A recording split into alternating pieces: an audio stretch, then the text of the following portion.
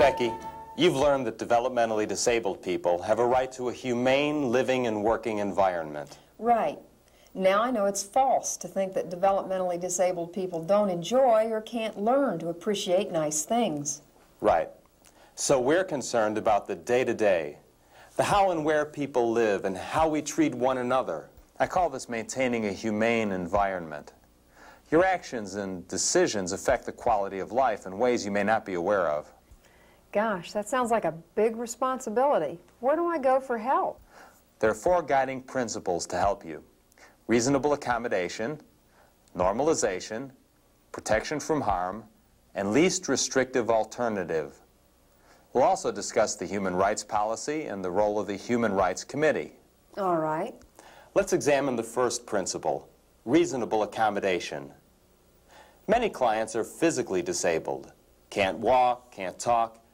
Since they can't adjust, we adjust by making a reasonable accommodation for the person's disability. Like what?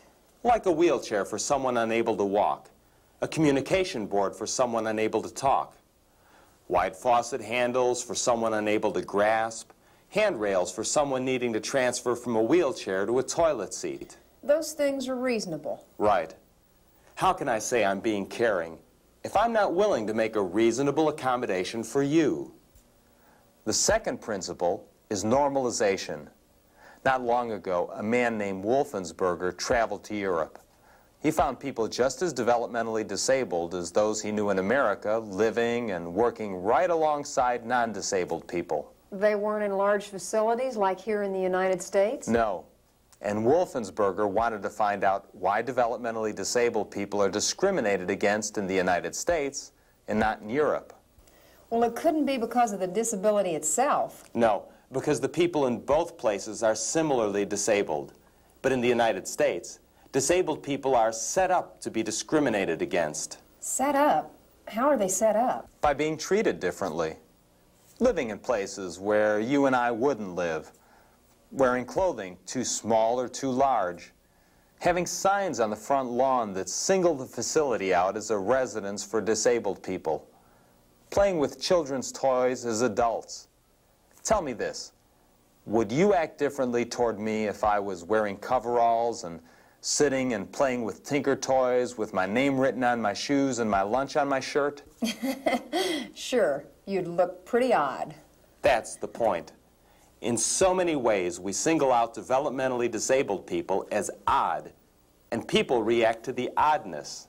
But you just said that some people need special consideration. Only as far as their disability. A wheelchair is a reasonable accommodation for someone unable to walk. Having your name stamped on your shoes is done for someone else's convenience. Having your lunch on your shirt is done out of neglect. I see. So normalization means we treat developmentally disabled people just like non-disabled people. Just like you want to be treated. And that's the idea behind normalization. Developmentally disabled people should live like non-disabled people. How do you mean? Each person wears their own clothing and it's kept in good repair. When clothing's soiled or damaged, it's changed immediately. Normalization says that clients should be dressed like I dress. Yeah, in clothing that's appropriate for your age, size, sex, and level of activity. And appropriate for the occasion.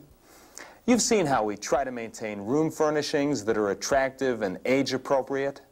Yes, but I've wondered, isn't there a chance that lamps and pictures might get damaged and someone could get hurt? If a person doesn't interact appropriately with the furnishings, the person needs to learn how. You'll never learn to act appropriately if you're never exposed to a normal environment. Materials and activities should also be normal and appropriate to the person's age. This includes recreation and leisure materials. It's demeaning for adults to use children's toys. And it would be a source of discrimination against those people. You know, until now, I never realized how unjust this kind of treatment can be. It really makes me angry. Exactly. I think you've got the idea about normalization. The third principle is protection from harm. Protection from harm includes how we treat the clients and how we treat the surroundings. I see. Becky, we don't tolerate abuse in any form by any person. First off, we don't tolerate physical abuse. By physical abuse, I mean any action that could lead to bodily harm, including corporal punishment. Like spanking or hitting or pinching. Exactly. There are times when you may get frustrated, times when you want to make someone do what you say rather than wait for the person to decide to do it on their own.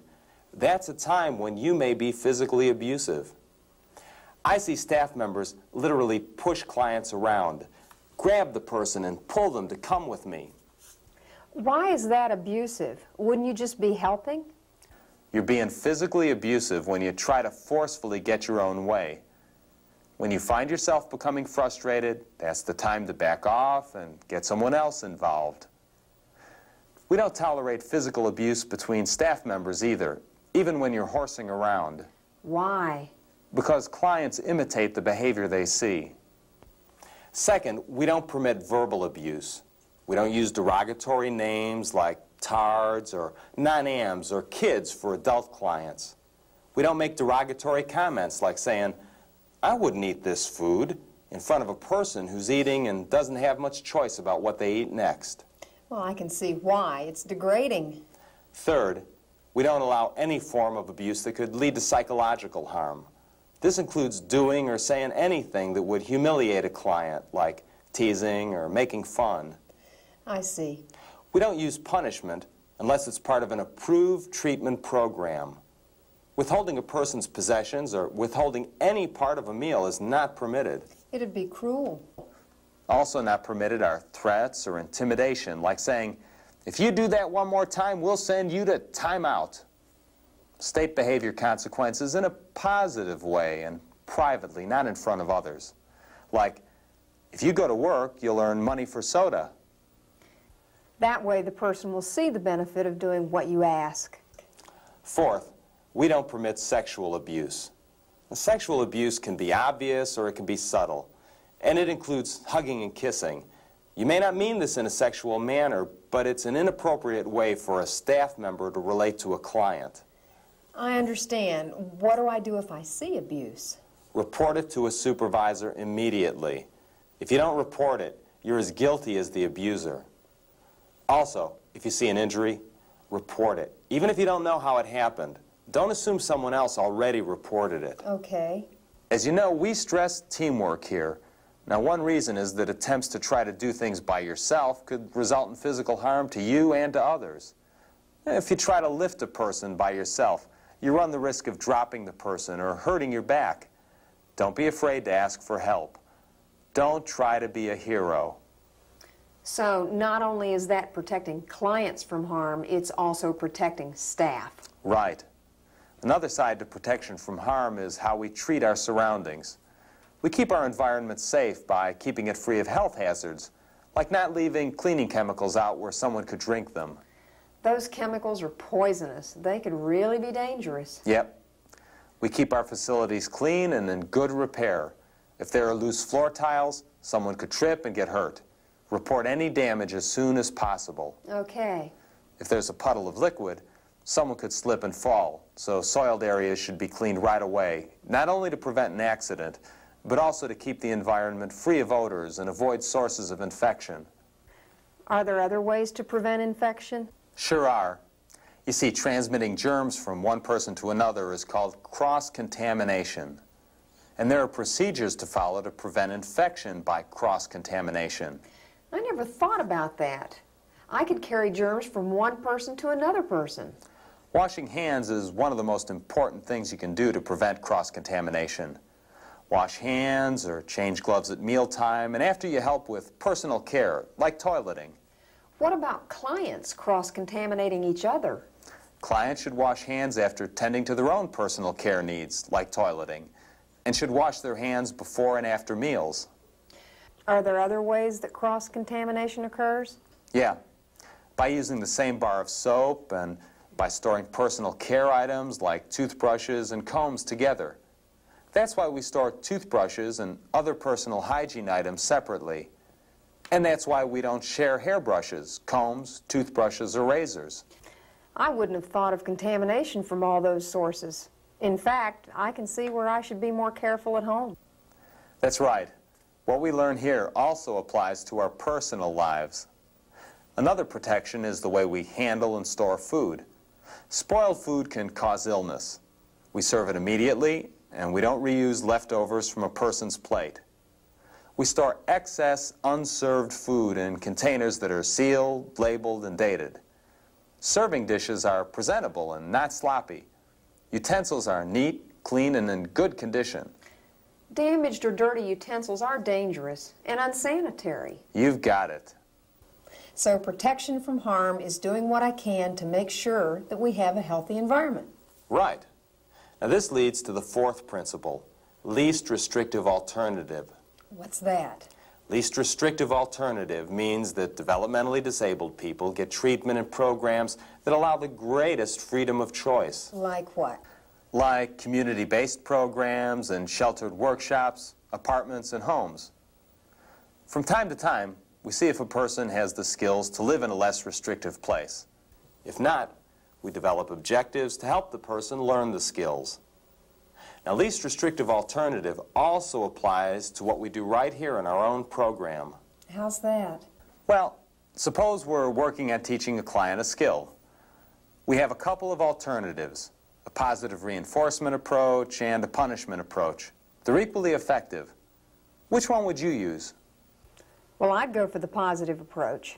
Why? Well, because there's no reason to use punishment if a positive approach will work. Right. The positive approach is less restrictive than punishment, but still effective. So when there's a choice, we select the alternative that restricts freedom the least. Exactly. The treatment team makes the decision and approves the individual's program. The Human Rights Committee advises us by reviewing programs to make sure they're humane and proper, that they meet policy guidelines, and that they protect individual rights. There's also a human rights policy that states what alternatives are appropriate and under what conditions. Get to know that policy. Becky, I've gone over just a few of the many ways to make sure we have a humane living and working environment. What it comes down to is using your judgment along with the principles of reasonable accommodation, normalization, protection from harm, and least restrictive alternative. Reasonable accommodation means adjusting to a person's disability. Normalization is making sure that developmentally disabled people are treated like non-disabled people. And that means age-appropriate clothing, furnishings, materials, and activities. It also means treating others and being treated with respect and dignity. Protection from harm, put simply, just means a safe environment. Abuse and neglect aren't tolerated. That means no punishment, no name-calling, no threats, and no sexual or psychological abuse. Protection from harm also means preventing accidents by keeping things clean and in good repair. And it means weighing the consequences of your decisions. Ask yourself, am I doing this for my convenience or to benefit the client? Least restrictive alternative means that clients have a right to treatment and programs that allow them the most freedom of choice, but still manage to be effective. You've got it, Becky. See you next time. Thanks, Greg.